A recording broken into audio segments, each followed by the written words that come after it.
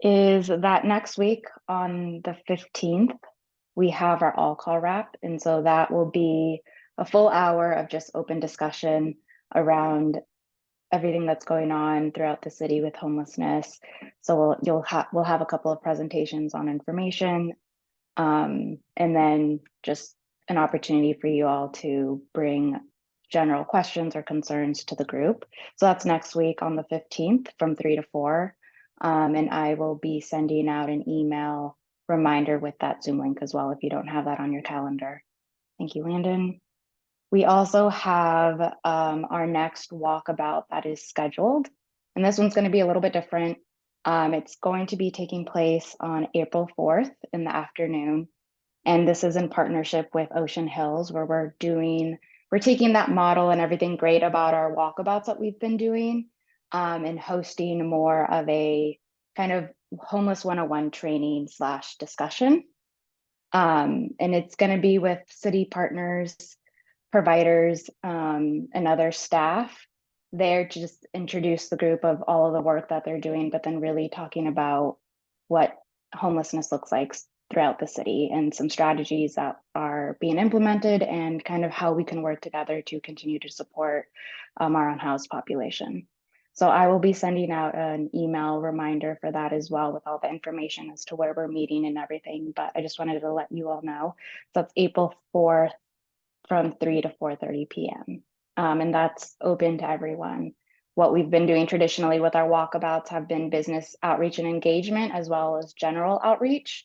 And so this one, again, is just going to be more of a homeless 101 training discussion, really looking at what's happening in the city of Santa Barbara, specifically around the population and just efforts that are taking place.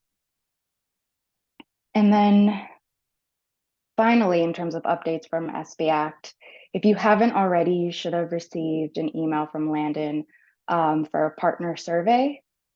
And that's something, if Landon, if you want to jump in and just. Yeah, we're wrapping up this current 3-year strategic plan with the Act on Homelessness Collaborative with the City of Santa Barbara. And so we want to make sure we get feedback so that we are knowing what worked, what didn't, and what we should change in future iterations of collaborative work around homelessness. So I'm going to put the link to the survey in the chat window, and we'd love any feedback you can share with us.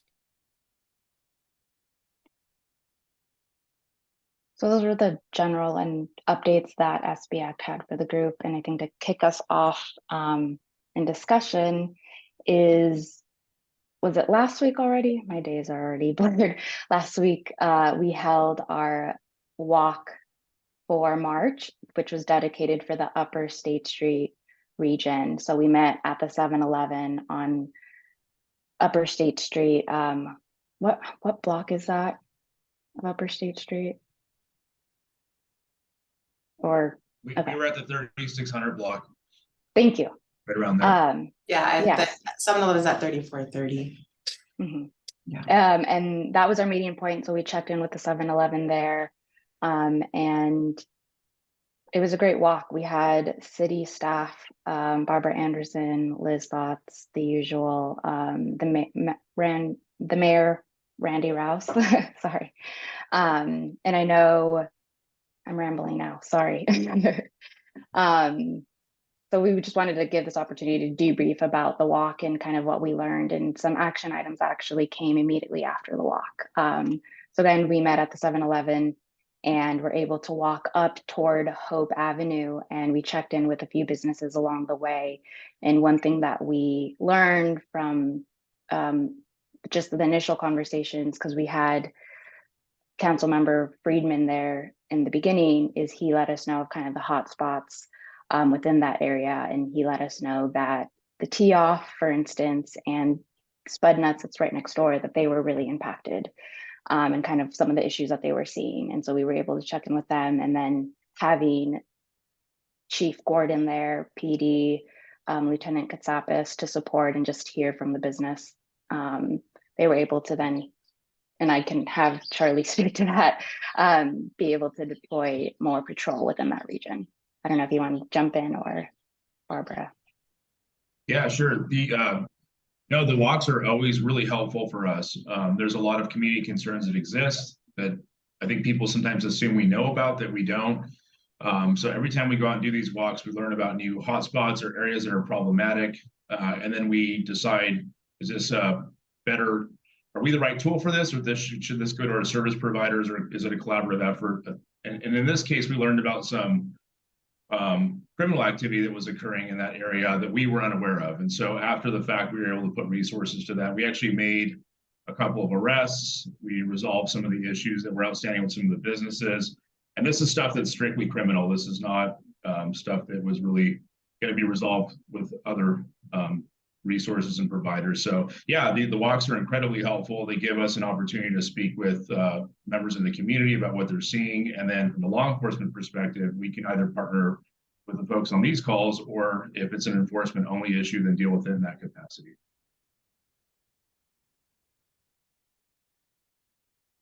And then I don't know, Barbara, if you had anything to add to that as well.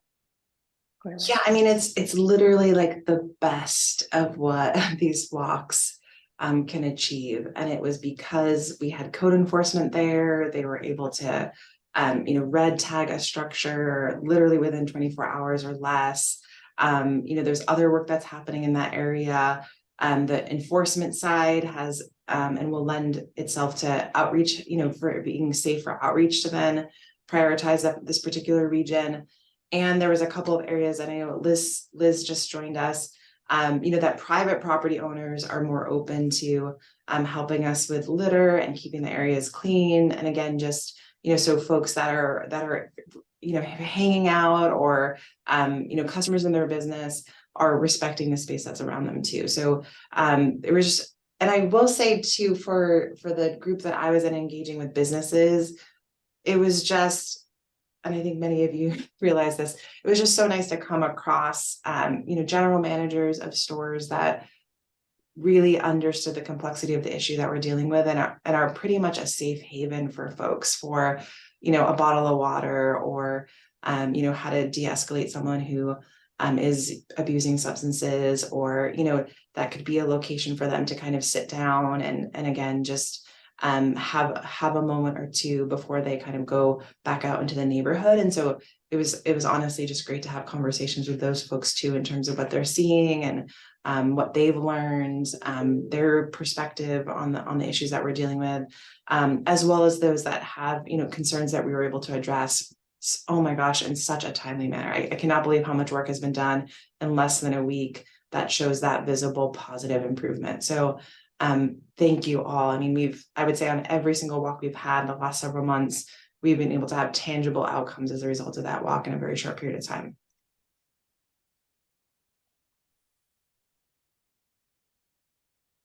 Thank you. And then yes, Joelle had put in the chat the link to report encampments, individuals in needs, or shopping carts.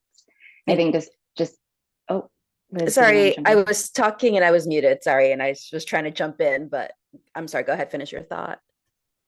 Oh no, you can go ahead. I was just thank you. Mm-hmm. Anyways, yeah, I was just gonna tag on and say, yeah, thank you for that update, and it was a really positive feeling. And going out there with the service providers as well, we saw a couple of people literally go into a creek because they saw an encampment and begin to do that outreach.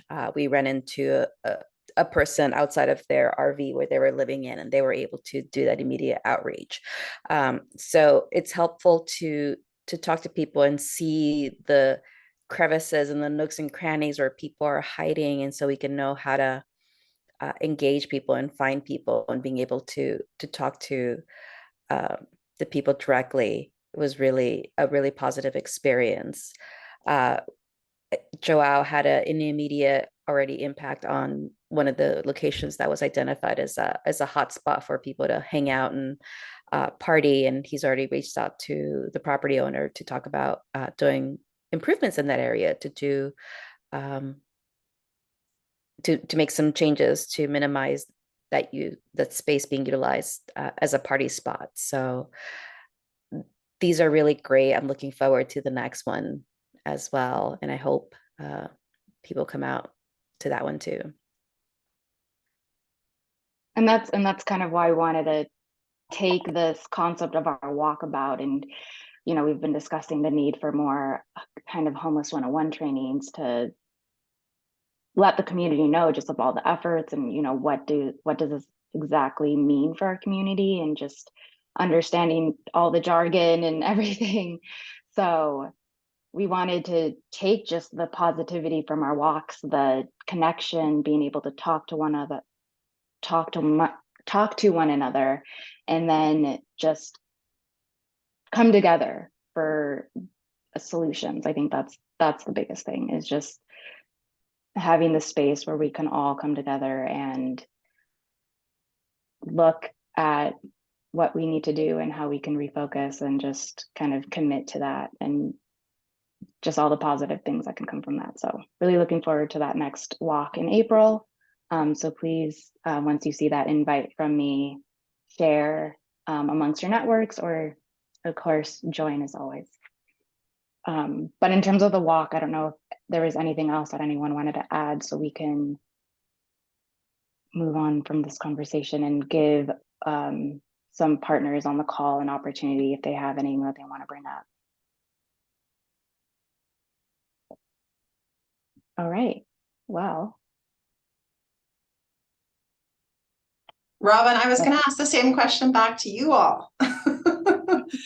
How you've been seeing any visible improvements or otherwise, and then we can share kind of the report outs that we've been getting from CityNet, because I don't believe we have a rep here on the call today.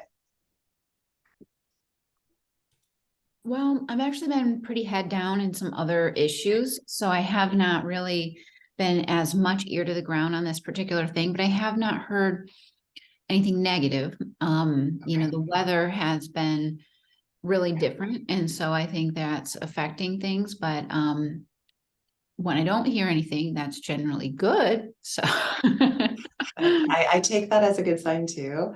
Yeah.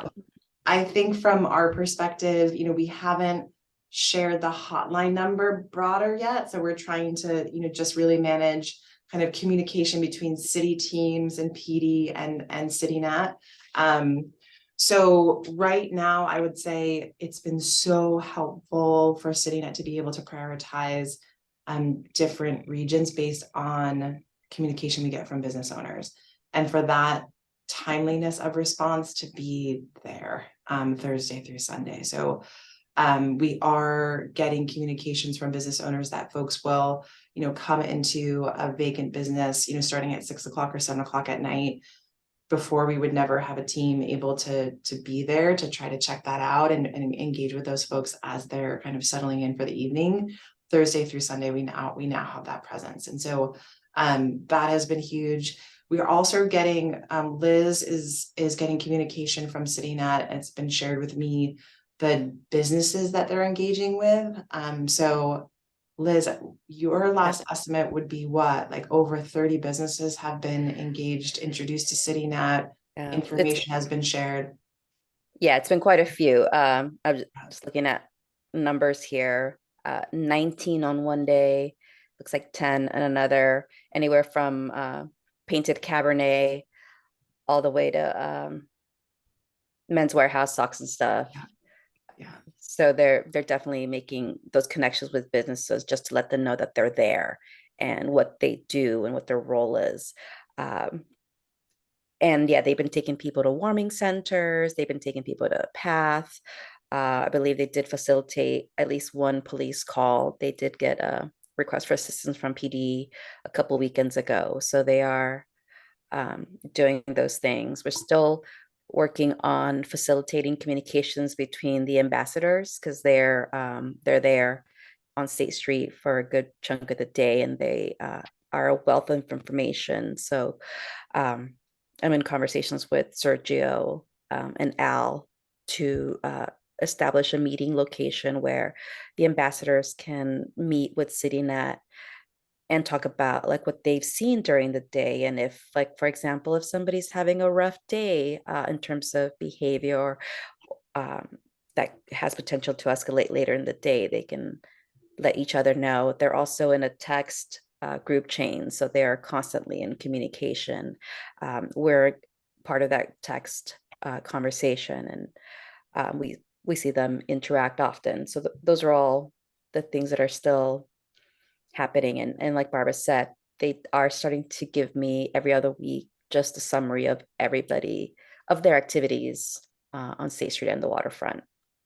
And that actually tells me the names of who they've met with, which I can't share with this group, but I can share it with you that it is an extensive list of individuals that they have encountered. So Robin or Lizzie or other business stakeholders that we have on the call today, if at any time you're, typing up an update to your members and business owners in the region, we're happy to share, a brief summary that we've received from this outreach. Again, just removing that confidential information, just so folks know how active they are, the level of engagement, and the work that they've been doing just in the past month.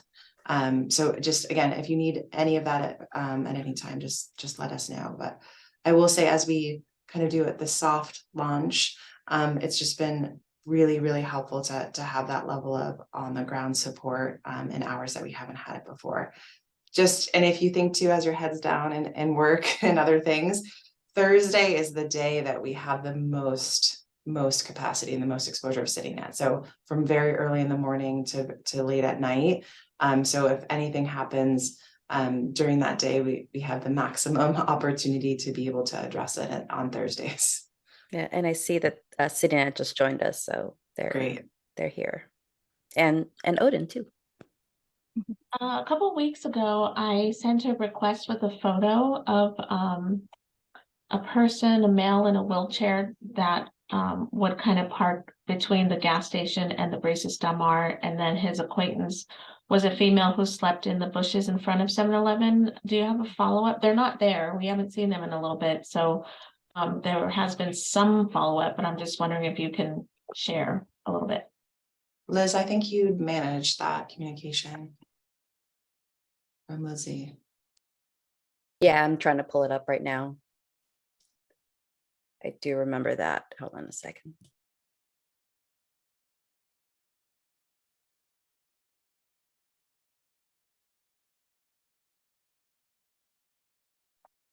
And Christine, I'm not sure if you have any just quick details on this individual that, again, is sensitive to their circumstances. Lizzie, by any chance, could you clarify if this was by the Amtrak station? It was on Castillo Street, near Montecito Street. Castillo and Montecito? Okay, yeah, yes. I believe our evening street made contact with the individual in the wheelchair. I don't recall them making contact with the female though. But I can confirm on that from our team. Yeah, I'm looking to see here, and looks like at one point they couldn't find them. But then we also have a different conversation that got a different individual that got thrown on to this email chain. So we're getting them, I think, mixed up. So it's like they provided outreach, couldn't find the individual, but staff spoke to the front desk of the hotel and left a business card. And that was the last we had heard. Lizzie, are you still seeing this individual in that area? No, both of them are gone. So I assumed that they were placed somewhere. Okay, I can follow up on that. That wasn't my team necessarily directly, but I can get you an update for that if there is any.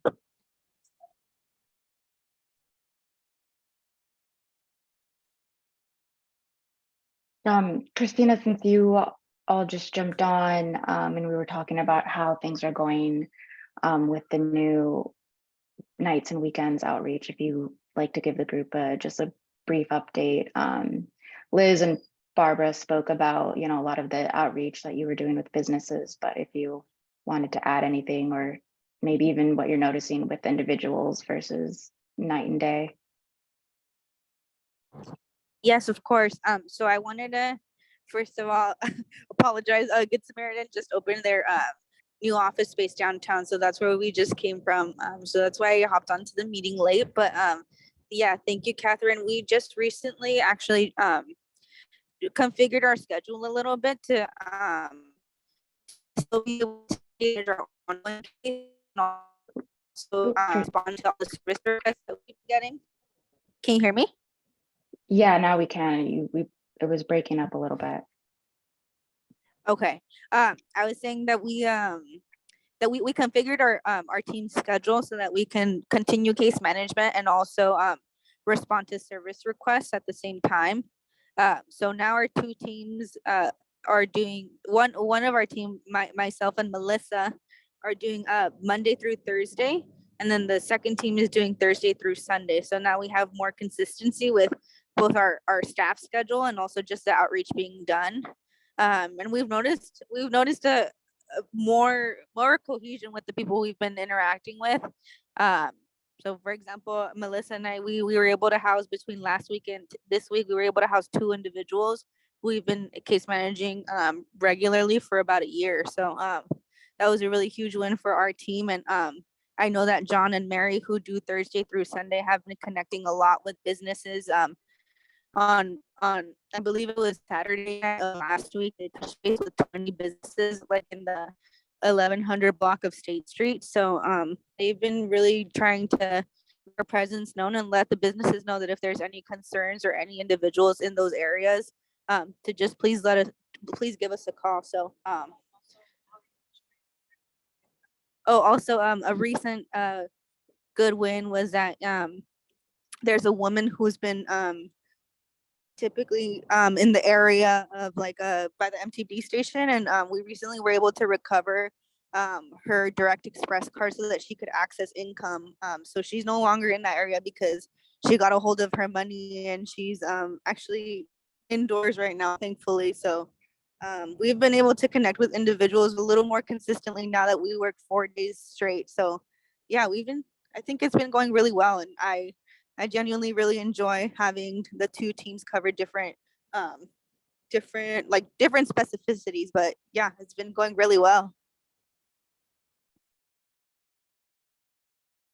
Awesome. Thank you for that update. And I'm so glad to hear, because I think, we talk a lot about the challenges with engaging in individuals and that continuity of being able to, when you first engage, to just continue to follow up and be there.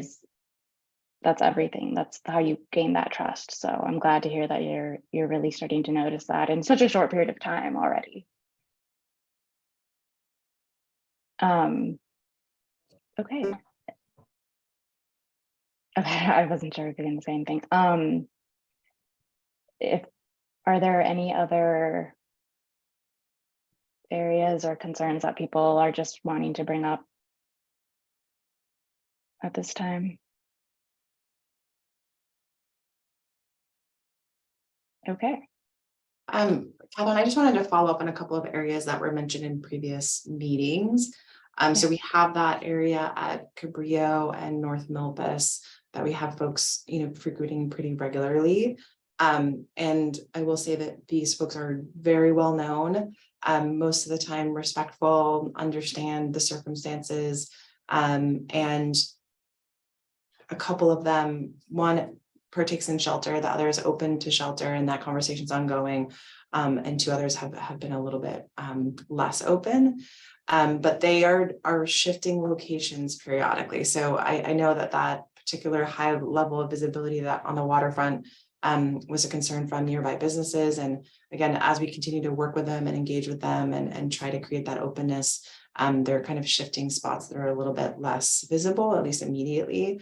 And I know the police department has good rapport with them as well, so that communication is ongoing.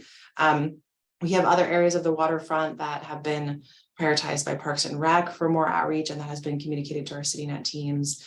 So we want to make sure, again, if there's any areas of concern, and I know that things uptick over a period of the month or over the last several months, please let us know. Again, what you're seeing and what you're observing, what you're experiencing. And if there's particular times of day that, again, the presence would be more valuable, please let us know. And I think that's it, but we've had some major wins on placements and dignity moves from, again, the downtown corridor in the past month. including a very well-known family. So I just, again, I hope you see the visible improvements there. And these are folks that have been committed to services, are really, again, taking the time to utilize the resources that we have available in Santa Barbara, and we feel very confident that they're on a very positive path. So thank you for your patience in regards to some of these more complex cases that we're dealing with, and we'll keep reporting back when we can. Catherine, I have a question. Barbara. Sorry. I think let Liz jump in really quick and then I'll go to you, Gordon. Thanks. Oh, I just wanted to acknowledge Robin's comment about the Good Cup. So, anything specific you want to point out? I know we've cleared out some folks, but we know that there's still at least one individual there. Yeah, just that that's kind of continued between carts and or, people sitting there in various levels of health. And one particularly notable one tends to wear bunny ears. But just wanted to point out that they still could use support, and I'm sure that they don't want to move because they probably would have already accepted services if that's the case. But I just want to continue to make them a priority wherever possible. Thank you. And those are very well known to us. And, one of the challenges, and I think the service providers here can attest, we're trying to get rid of the phrase service resistant, because it is just a matter of being persistent and getting them to build that trust to have them finally say yes to services. So the person you reference is known to us, and it's one of those difficult cases where, yes, we are constantly trying to figure out how to approach from different angles. We're at least getting her to be responsive to a member of CityNet. She smiles.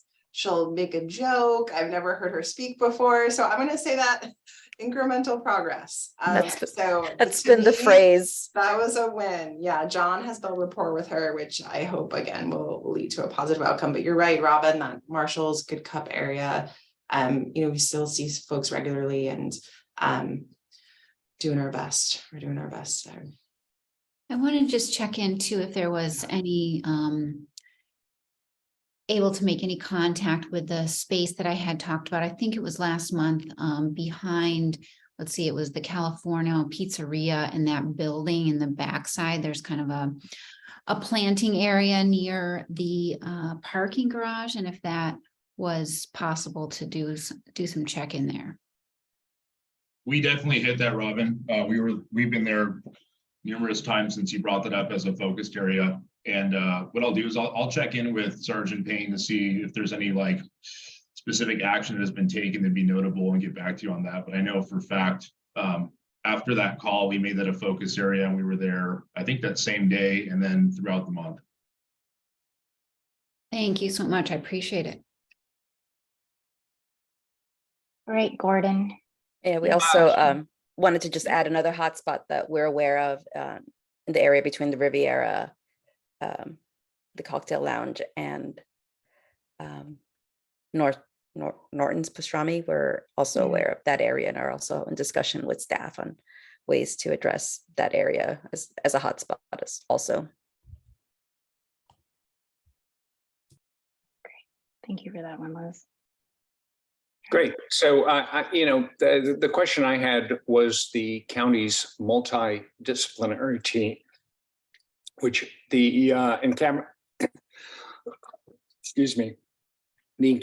Resolution Act, I think the county committed many millions of dollars to this team, and it's a bit of a black box for me. I don't really know exactly what they're doing, what their metrics of success are.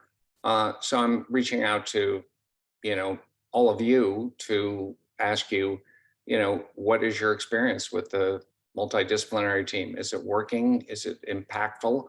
Are we getting our money's worth? So, you know, curious, just curious. Yeah, the MDT, and I'm looking around to see if there's anybody from the county here. They are very occupied with very difficult clients. And the problem that we're seeing is the ability to hire staff. They've had open positions for quite some time in different departments. And usually what I'm seeing is just movement, lateral movement from the same people. We just had somebody move from New Beginnings back to behavioral wellness. And yeah, that's the reality of this town. There's a limited amount of people that are willing and able to take these difficult jobs, but they do take on the most difficult cases, and they are actively working on some very difficult cases that are very time consuming. They do have a referral form that they just sent out, but that's usually used for service providers. So if, for example, CityNet or Good Sam has a client that is beyond just their street outreach abilities, it does get referred to the MDT. And there are active conversations on how to help these people. So Liz, with respect to my question, do you have access to data on metrics of success and what, you know, I mean, I understand the hiring, you know, hiring's always a problem, Santa Barbara, but is there really, do we have hard data on, in terms of, because it's a big chunk of our Encampment Resolution Act and its outreach. And of course, I'm a big fan of, actual infrastructure. I mean, that's where that's my big goal, is to create actual shelter for people. So we're spending a lot of money on this this component. I just want to make sure that it's impactful. And if you have any information on that, I'd love to see it. If you know. And Barbara unmuted herself, so I'll let her. It looks like she had. I just unmuted myself because I think Liz is nicer than I am, so I will be much more blunt. Quantifiably, we have not seen any visible positive impact on MDRT in the city of Santa Barbara. We have also not seen any positive impact from resources directed through the SURF grant, which is the Encampment Resolution funding that you've directed, besides being able to refer to beds that have been paid for through those grant funds, that path, only for individuals that CityNet engages with along the transit corridor. That's it. We still don't have an MOU with the county in regards to those resources. We still use our own outreach team. We still use our own beds for anyone outside of the transit corridor that are in encampments. And I have not physically seen the MDT team deployed in any way, shape, or form to respond to encampments in the city of Santa Barbara. I can tell you that law enforcement is, the people I've spoken to have the same impression. So thank you, Barbara, for being blunt. I think it's important. So appreciate it. We want our own MDT. So that's another thing, is like, I think the city of Santa Barbara, in terms of our need, the high acuity, we are looking for federal and state opportunities that we can pursue on our own to get that level of resource here, because it's desperately needed. And when it's working beautifully, and I know it has in other parts of the county, we just haven't had that direct impact. It's exactly what we need at this time. So we hope that they can gain the capacity where we're able to feel that more positive impact. I will say that I have not seen any presentations or reporting data like we would for any of the other service providers. And what is available on HMIS, I'm not sure really would cover that. Thank you, both of you. I appreciate it.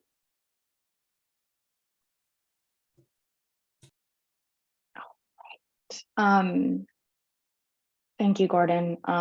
We have passed the 30-minute mark, but but thank you all for being here. Hopefully you all join us on our next call. And as a reminder, next week we have our all call wrap on the 15th at 3 p.m.